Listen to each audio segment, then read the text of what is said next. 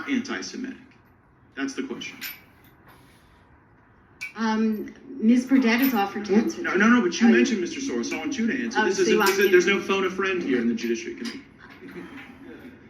What has happened in the United States is that we use different code words. Right, no, I'm not, that's not the question. No, wait, I'm answering your question. Okay. We use different code words to disguise anti-Semitism.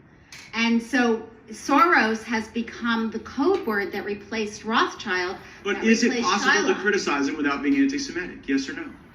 I don't know the context. I'm not going to talk without knowing context. That is just an astonishing thing. And similarly, you said any critique of globalism is anti-Semitic. Now that really is an Austin Powers. No, what I said was that the word globalist, I didn't say any critique of globalism. What I said was the word globalist had become the new code word That's for the I'm internationalist code word from the previous but period. It's, you ascribe that motive. See, when I criticize globalism, And so in this chaos, I think the only thing you can really do that you have to look at the things that you know and can somewhat control as a society, right? And you have to ensure that. Like, I think the biggest issue is why this is happening is because the First Amendment is already eroded. Absolutely. That's why nobody can tell the truth how it is. So once people can't tell the truth, what we end up with this circus is chess. Right? It's chess games and you don't know the players, you don't even know the rules. But the things we know is this. First Amendment and the Second Amendment. And there are oriental constitution, but the First Amendment is what's slipping. That is the absolute cause of all this. And you cannot really say what you want to say. Can you go right now and tweet something that you really want to tweet? Or X now, whatever is the name of it. Can you really do that? You think twice. You definitely think twice, but No. it takes courage. Right. You know, like we're at the cusp, in my opinion, and I agree with what you're saying. Like, if enough people would just speak up, we could push this back out to where it needs to be. And we do have politicians standing up for free speech. You know, we've got Eric Schmidt here in Missouri, Andrew Bailey here in Missouri. They're running the lawsuit that's been accepted by the Supreme Court that bans the government from dictating to the social media companies what they can and can't say. And also, I think it has some limitation on Section 230 as well, which, you know, is what allows these companies to do these internal censoring. But if you think about it, bro, we haven't had social media but for 12, 15 years. And it's a new technology, right? And there was never... It certainly looks like, but you know, a couple of things that what you were saying. One, yes, we did not yet reach critical mass yet, so there is still some free speech, and so there is still some. Communism could not exist if there was speech. You know, there's just no way. That was one of the requisites. Any dictatorship can't really exist if there is free speech. So at this moment, we didn't reach critical mass. There is, you know, we still have to do. As for the social media, I think it's not that the social media caused it. It's more like the truth, right? And Yeah, we don't really know. we don't really know. Yeah. Right. So, but with social media, all of a sudden, instead of controlling, you know, a handful of corporations that own the legacy media, now you have to control millions of people. That's very difficult, right? And so then the social media was the kind of some blew the lid off of these things, because obviously everybody immediately started, you know, tell their truth. And then the information, and a lot of information is now out there. And so in that moment, what you're going to do, you have to control the companies, but control the platform. You know? God called us, dude, and they told us to do this and this and this. And then now all of a sudden he's into jiu-jitsu and he's doing all this, like, these are things that you would do to kind of show the world more of yourself. And like, you can't come out and be like, guys, I actually agree with you. They're threatening me or they're blackmailing me. You can't do that. But what he can do is he can show sides of himself and make him seem there to help me. I mean, dude, I could make you've seen it. The list is 100 miles long. This is why I stay at home. Fancy's list. Yeah, dude. Like, if you want to go for a conspiracy, I mean, like, look, you know, whatever I'm going to say gonna be against me and twisted into different headlines. So I have to be very careful. I might put on that.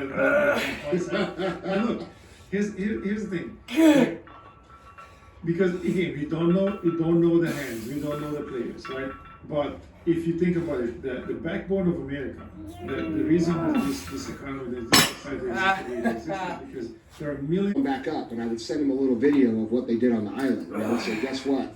You're going to do what I say. And then when the public caught on to what's going on with the island, I would never, ever, ever release the names.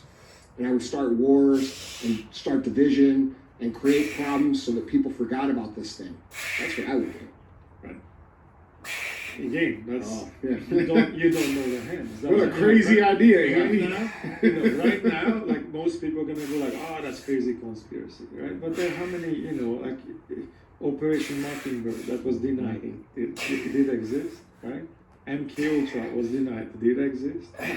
Paperclip, all those things. Operation Truth existed. So and here's the thing. And that's how they use them to extract information from the assets of other countries. Like just straight up to our face and told us that. And those are two dudes that know. So and you'll never know the name. You'll never know who are the people who really own this planet and who run the show. Yeah. If you own a gun, then just buying concealed carry insurance isn't enough to be prepared.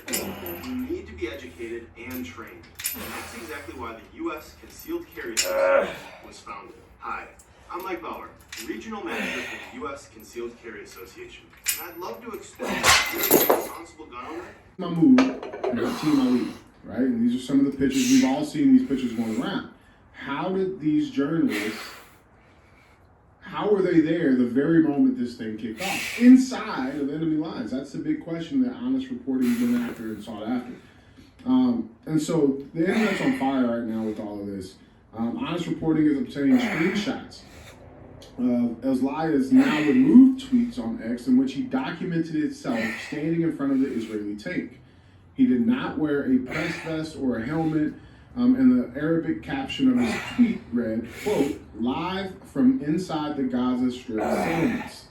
Now, shortly after the publication of this article, the article continues, so the Directorate of the Prime Minister's Office demanded action by news agencies. So, quote, the National Public Diplomacy Directorate in the Prime Minister's Office used with utmost gravity that photojournalists working with international media joined in covering the brutal acts of murder perpetrated by Hamas terrorists on Saturday, October 7th, in the communities adjacent to the Gaza Strip. These journalists were accomplices in crimes against humanities. Their actions were contrary to professional ethics. Overnight, the government press office issued urgent letters to the bureau chiefs of the media organizations that employed these photographers with clarifications on the matter. Hang glide in. Like I'm more interested in that answer. Yeah, you see, the journalists, there's a weird, there's a weird blur line there, when morality and their job. It's really, really bizarre. Like if you look at, if you look at the guys who are shooting, I don't know, National Geographic, right, and then animals suffer and die in front of them, and they don't interfere. Because they look at, I'm a journalist and this is nature and it will happen the way it happened. And there was that very famous picture of a little African kid that was really in and ended up dying of starvation, right? And the journalist who took the picture of this kid won some massive awards. And eventually ended up committing suicide because, like, well, you were down there. And you didn't do anything. So you taking a picture, giving some. So you know what I mean? Like, so if That's a great point. there's a weird, alignment in journalists. Yeah. Guys, what you think on that topic? Jump in that conversation. I'm curious to see what you guys think. Yeah. I am curious, so let us know for sure. I'm and I teach public speaking. I teach people how to become better communicators. And you're thinking right now, there's no way in hell that guy thinks what the hell was that? Reading, it ain't the Olympics, but a group of Floridians plan to host competitions themed according to the collective antics of the beer-loving, gator-possessing, rap sheet-heavy, mullet-wearing social media phenomenon known as Florida Man. Organizers of the Florida Man Games described the competition as, quote, the most insane athletic showdown on earth. That's a hell of a statement. The games will poke fun at Florida's reputation for producing strange news stories involving Area, you gotta come back on. I will. Yeah. my little hat Yeah. thing for the hat. That's right. And we can See, that's what the hat's yeah. for. If you say it with the hat on, nobody can Yeah, say anything. right, Yeah. you know. That's kind of like, I think it works for your pineapple too. Right, it hides it. Yeah, that's right. You can just put my on and then we can go. All right. Well, thanks so much, bro. It's a great conversation. I'm so happy that you came on. All right, guys. That's the show. Don't forget to pay the fee. Don't be a hoe. Share the show.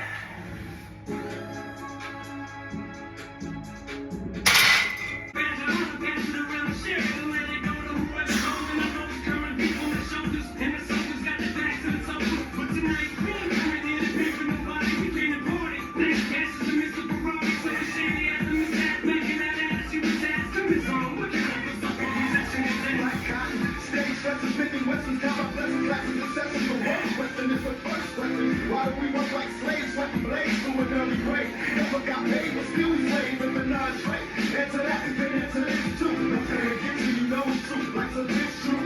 You better backtrack and try to act black and live. Not to be earning and robbing and black cotton, steady steps and Smith and Wessons. Got my blessings, classes, and niggas new. I be a gun to my own crew. A million niggas with automatics to swarm through. The nigga who shot me is a true stay alert, cause we coming for you and keep that money on my bitch. I have the sound warfare, I'm the reason everybody here. I say get up, get up, get up, get up, get up, get up, get up, get up. I'm getting money, man, I really don't care. Bang, bang, give you my Billy Jackson, left front. Niggas, they catch me on back, foolish to West, don't raise me as a bad nigga. When I love niggas, I'm a millionaire, started as a drug dealer. Bang, bang, give you my Billy Jackson, left front. Niggas, they catch me on back, foolish to West. Y'all don't hear me? I got these niggas yakking in my face about never took place. And what you see is what you get.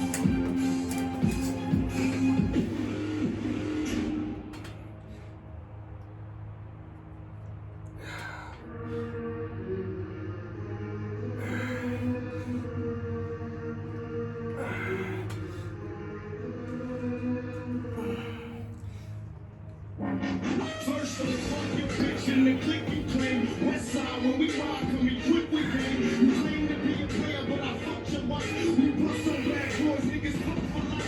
Plus, they trying to see me with box I rip. Biggie Smalls and Junior Mafia, some more gas bitches.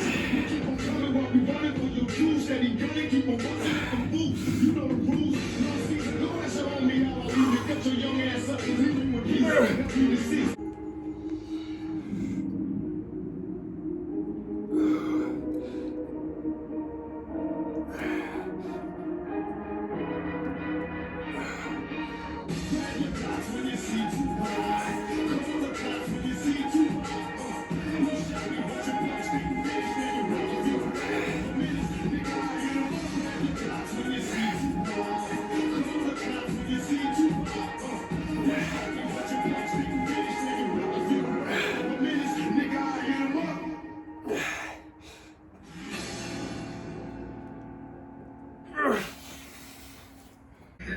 Believe it or not, what we're doing is really helping these guys with character building. I want to enforce that character. I want them to feel What we're doing is really helping these guys with character building. When you are training for a acting role, there is scarcely anything inside of a well-air-conditioned Los Angeles private training studio for celebrities that's going to help you get into the role of being like a superhero or a sniper in combat, anything remotely of that nature. Your job, sir, is to just get people to look a certain way and maybe be able to physically perform stunts and other things. But generally, awake, competent adult humans without any severe injuries can do that second part. The first part is really just all about looks. I want them to feel super free of any type of psychological hindrances. Psychological hindrances are such a bad thing. Bradley Cooper came to me through John Krasinski.